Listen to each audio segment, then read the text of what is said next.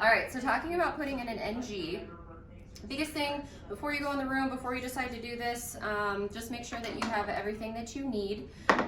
You'll need your actual NG tube and some suction tubing to attach to your wall suction, some KY jelly, Toomey syringe, and a tube holder just to secure it in place.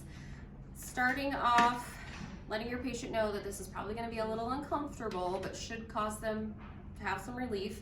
Measuring wise, measure from the tip of the nose to the ear, and then down to about the xiphoid process. If you're putting in an OG, if you have somebody that's intubated, then measuring from the mouth to the ear, and then same place. When putting this in, I always like to grab the patient a cup of water with a straw so that they can kind of help you get this down.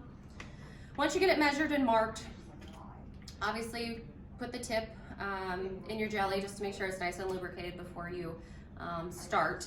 Ask the patient if they've got any like nasal issues, if they have a deviated septum, if they've had issues with NGs in the past, if one nair was better than the other, and then going with their recommendation.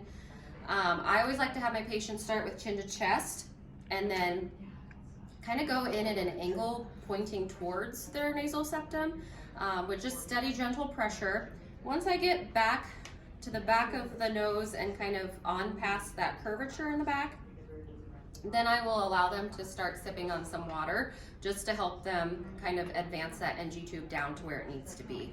Once you get to where you think it needs to be or where you've got it marked, then I usually fill your syringe up with about 30 cc's of air, and you'll just inject that into the NG tube. You're going to use your stethoscope and listen over the stomach and make sure you're gurgling to check for placement.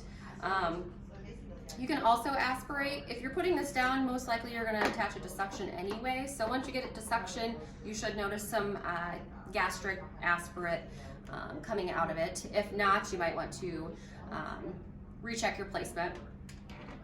Once you get that all done, just making sure that you are securing it to the patient.